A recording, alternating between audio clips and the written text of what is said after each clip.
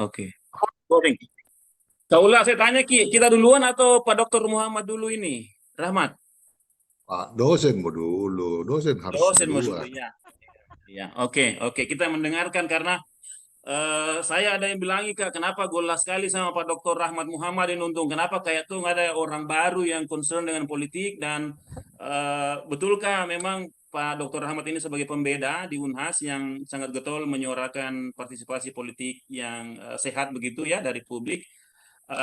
Lalu mungkin yang kedua, Pak Dokter, saya ingin menjawab lagi, menyampaikan lagi yang kita sampaikan waktu di acaranya Kopel itu.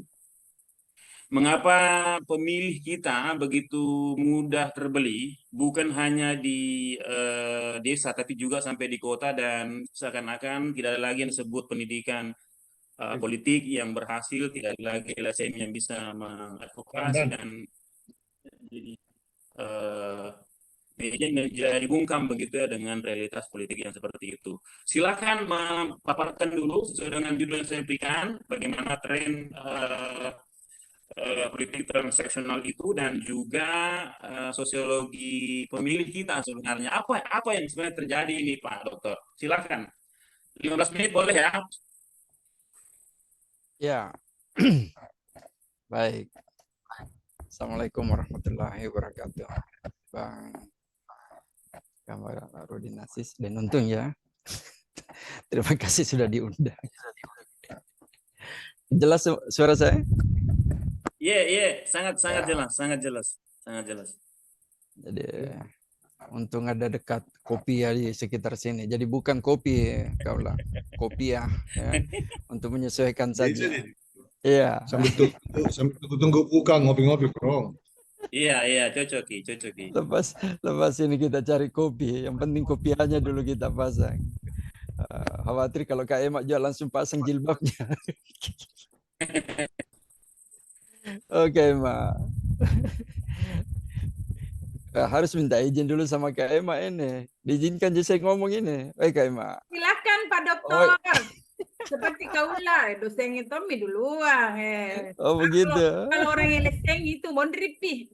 Oh iya, Pak Diole dosennya. Ya, baik. Sebenarnya saya senang silaturahmi meskipun lewat Zoom, apalagi dengan Kaula ya.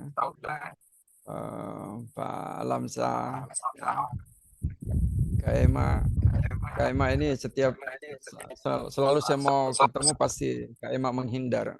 Padahal saya tidak sama dengan kakak yang satu itu. Kak Ema. Ada saya lihat ini gabung ya Prof Mediati. Ya, guru besar akuntansi. Ya. Jadi begini. Kaulah Pak Alam, Kak Ema ya. Poin pentingnya sebenarnya ini diskusi. Kalau kajiannya saya itu di sosiologi politik. Jadi sebagaimana kita ketahui di sosiologi politik itu, ya kita biasa sampaikan ke adik-adik mahasiswa bagaimana hal-hal yang normatif, ya, sebagaimana teori-teori yang ada seperti rekrutmen politik, komunikasi politik, ya, bagaimana kehadiran partai politik itu sendiri, sosialisasi politik, dan tiba pada standing posisi ya, bagaimana melihat satu kegiatan yang kita klaim sebagai pesta demokrasi ya, itu nuansanya syarat dengan yang tadi disebut ya pendidikan politik edukasi ya. Jadi sebenarnya ada yang saya sudah siapkan semalam itu sambil itikaf dan nonton ya. Iya. Ya, untuk persiapan kira-kira apa yang diharapkan ya dari judul yang diberikan ke saya mengenai transaksional. Hanya saya kesulitan untuk share ya. Tapi begini, akan lebih baik kalau kita interaktif saja dan untungnya. Iya.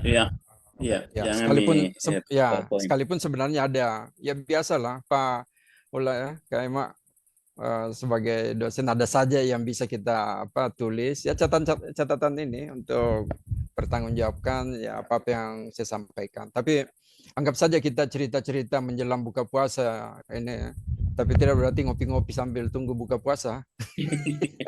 Iya. Jadi gini,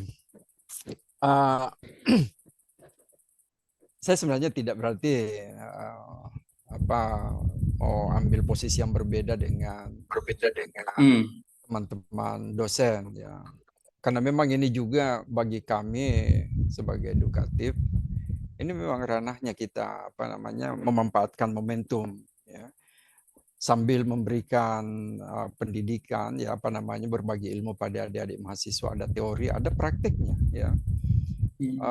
Hanya bedanya, dan itu pasti ya, kami di kampus ini cuma bisa bicara teori. Kaula itu justru pakarnya karena dia tahu prakteknya. jadi antara teori apa yang kita ajarkan dengan praktek itu ya itu biasa ada missing di situ. Itu yang biasa potensi masalah. Nah, masalah ini tidak bisa kita larut ya, tidak bisa kita larut seolah-olah masalah itu kalau terjadi kesannya kayak hancur ini ya, yang tatanannya. Nah, dalam rangka itu ya kita lihat kita membanding-bandingkan rezim yang satu dengan rezim yang lain, terutama sejak ya pasca Orde Baru. Di situ keran demokrasi kan sebenarnya terbuka luas ya. Ya tampillah Pak Habibie yang mengawali ya rezim orde reformasi itu sendiri, dengan catatan ya kita semua sama-sama melawan tirani ya. Dalam hal ini masalah KKN, korupsi, kolusi, nepotisme. Itu paling tidak itu motif. Kalau ini sebenarnya latar belakang, maka tidak bisa kita hindari ya untuk membandingkan apa sebenarnya yang terjadi sekarang dengan yang lalu. Sebelum kita tiba pada kesimpulan, mindset setiap orang bahwa apakah sekarang ini sudah lebih baik dari yang kemarin, ya, sama, atau justru lebih buruk dari sebelumnya ya. Nah, ini mulai kita, karena kita pakai kopiah ini Pak Alam Pak Nimatullah, kemungkinan Pak Deng untuk juga cari kopiahnya. Gini.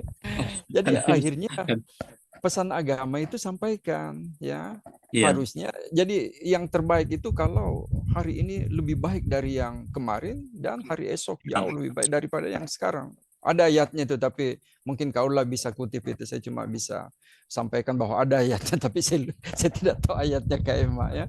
Itu artinya secara normatif memang diminta kita ya melakukan yang terbaik. Dari mana ajaran yang terbaik itu?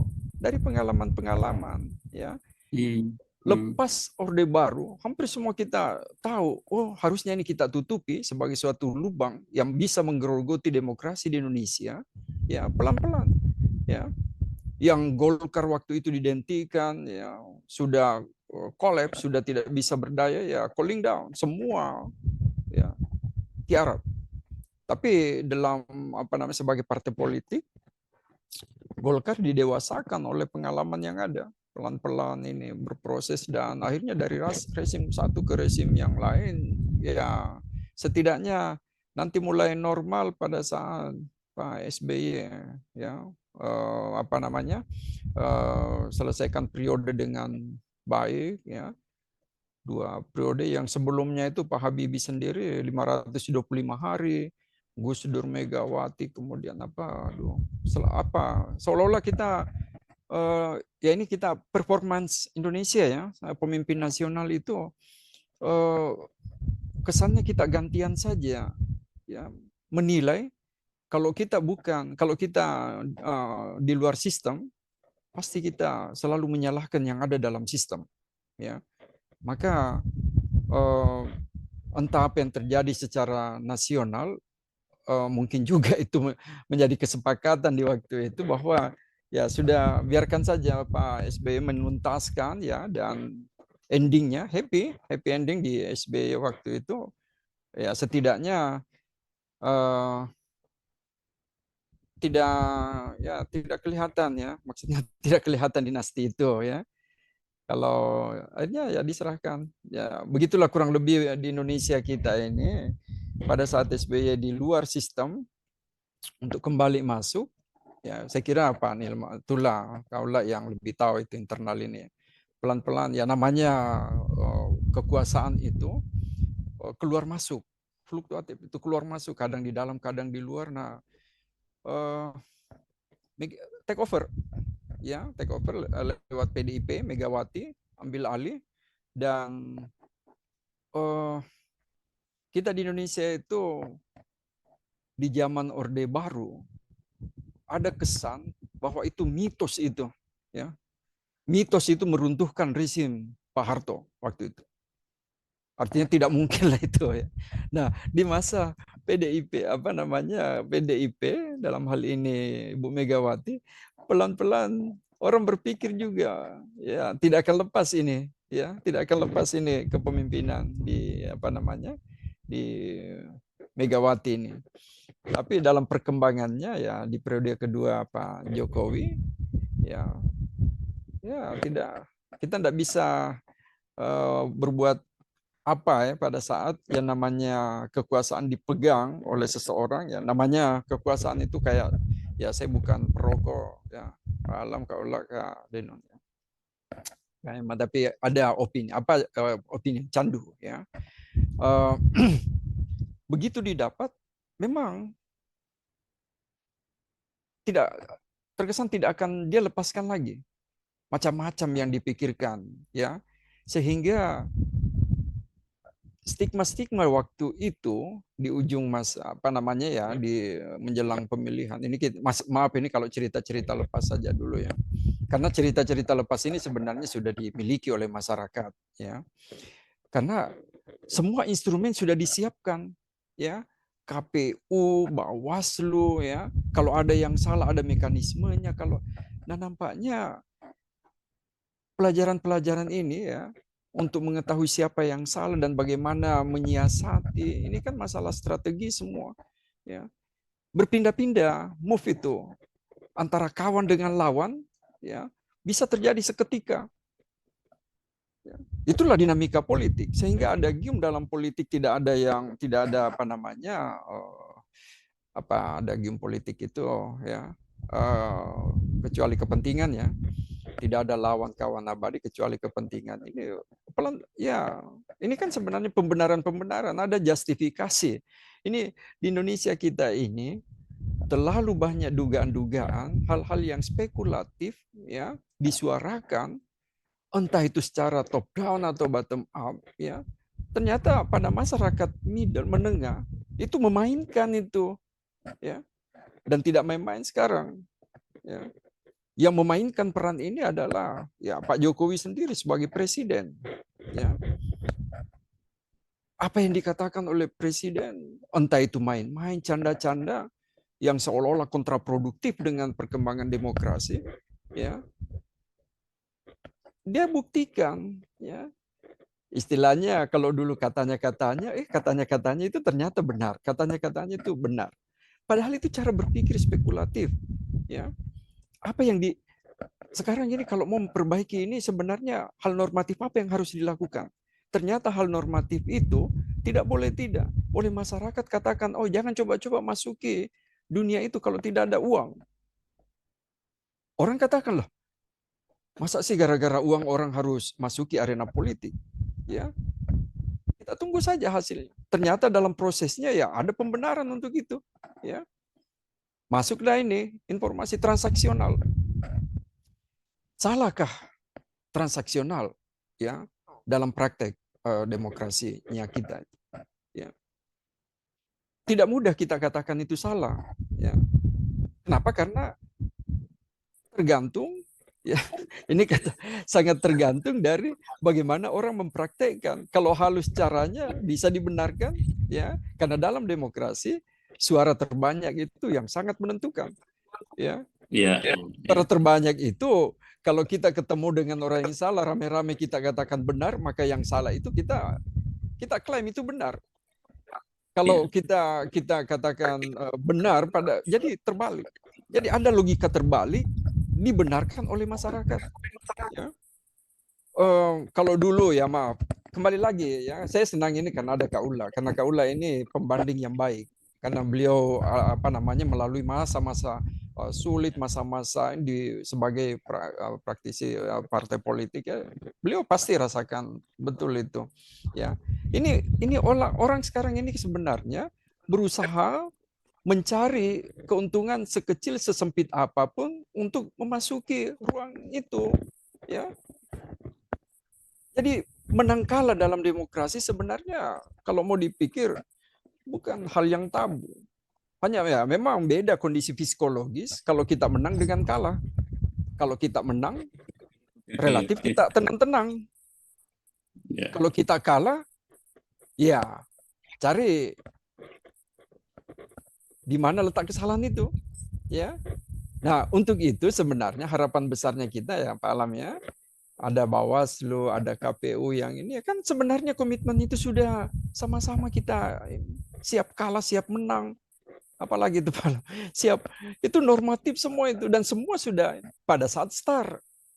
Pada saat start itu ya dinyatakan, nah, oke, kita semua komitmennya. Memang sebelum ada hasil, memang semua orang berkomitmen ini. Tapi begitu ada hasil, itulah sebenarnya pasca Pilpres itu, pasca pemilu, ya, baru kelihatan wajah perpolitikan Indonesia. Ya. Karena kita sudah lihat tokoh-tokoh kita, ya. Karena ini ada pembanding bagaimana pemilu sekarang dengan pemilu sebelumnya yang dulu teriak-teriak akan normatif, kenapa jadi teriak, dia lagi tenang-tenang, dia lagi seperti jadi ustaz, jadi menceramai. Dulu orang, loh ini seperti apa? Ya tapi itulah tokoh, ya. Nah, pasca Pilpres ini, ya, karena ya inilah desain-desain politik. Saya kira Pak Alam nanti akan dalam pengawasan ini ya. Kan sebenarnya itu ya dikatakan juga kalau misalnya memang ada yang salah, kenapa enggak di-cut dari awal, diamputasi memang, ya. Tapi masalahnya ini semua orang berpikir spekulatif, ya.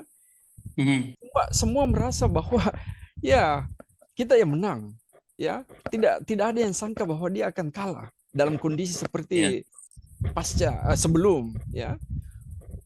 Nah, inilah sebenarnya ada keprihatinannya kita, ya Bapak Ibu semua, karena dari hasil yang ada berbanding terbalik dari harapan orang-orang tertentu, yang saya katakan orang-orang tertentu tadi yang merasa menang jadi kalah, ya. Akhirnya ya dibawalah ke proses yang sedang berjalan, dibawa ke MK, ya. Itu pun proses ini sebenarnya ya terbagi lagi, ada yang percaya ini kan masalah trust semua terhadap instrumen yang ada di pemerintah, ya.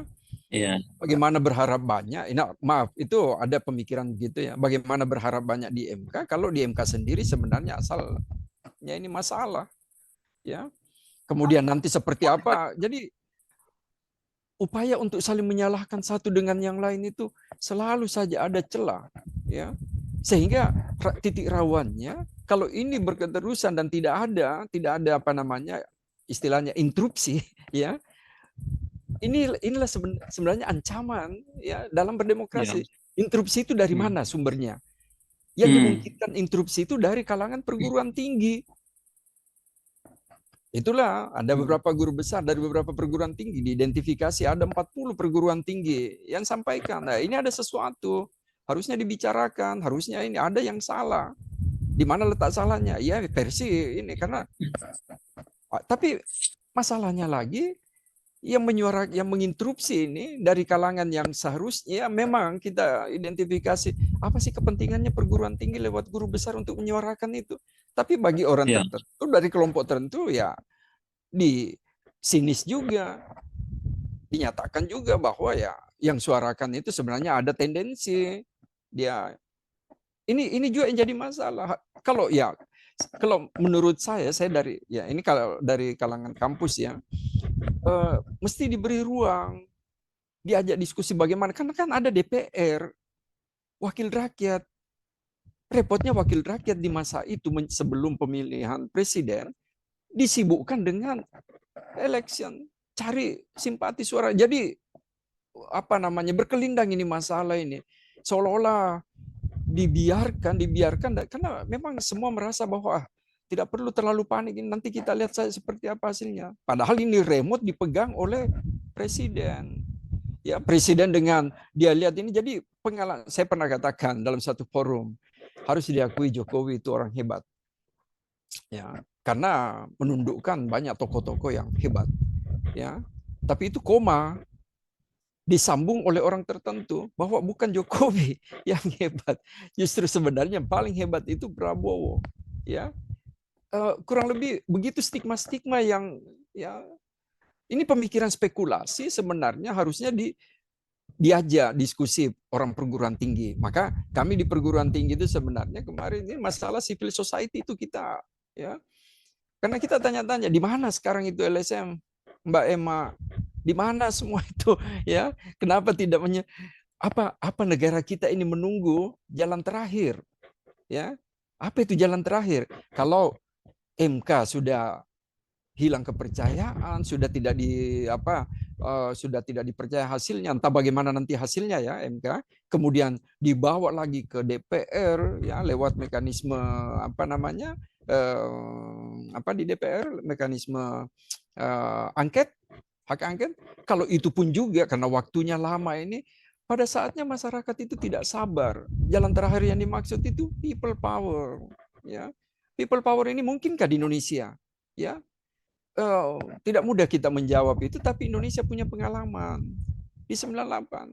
Pada saat semua merasa sudah suntuk, sudah mulai tidak percaya dengan instrumen yang ada ini ya, orang Bugis katakan ya lebih si pakasi Riki Bawan nih, daripada begini hasilnya ya. Karena itulah repotnya kalau hilang kepercayaan ya. Karena kembali lagi untuk topik saya ini, transaksional ini, orang curiga bahwa ini ada permainan uang, diam-diam terbukti. Apakah transaksional itu sebenarnya? Politik transaksional itu ada pertukaran change ya, satu dengan yang lain. Kamu nanti mau jadi apa? Ya, saya ada modal, kamu jadi apa? Ya. Sebelumnya kita berpikir itu tidak ada, itu sudah mulai tergerus itu. Sudah malu. Sebelumnya itu maaf ya, sempat kita senang karena kedewasaan kita berpolitik itu sudah ada. Umur kita ini sudah dari tahun 45 merdeka, sekarang ini kita sudah sangat dewasa sudah teruji itu.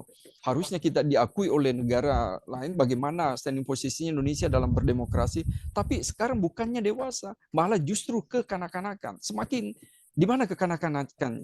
Seolah-olah itu main permen. Bagaimana itu Kak Emma? Kalau ada yang marah, mengamuk, ya gampang sekali. Manajemen makan siang.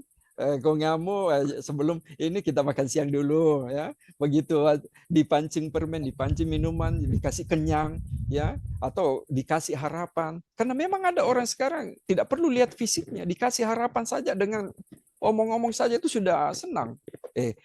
Tenang-tenang mau kau nanti kau jadi ini jadi apa. Itu bagian dari transaksional. Transaksional tidak semata-mata karena uang, barang, ya jabatan, ya. Ternyata janji PHP juga itu bagian dari transaksional.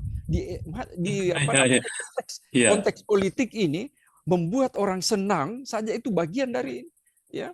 Karena ada orang dalam perjalanan politiknya dalam kondisi menderita terus, kalah terus. Artinya dia tidak pernah dapat kebahagiaan secara politik. Ada yang fluktuatif, kadang kalah, kadang menang. Ada juga yang dia menang terus, ya. Pak Dokter, Ya. ini tadi soal kan memang ada yang disebutkan bahwa ini pemilihnya yang lemah, yang rentan.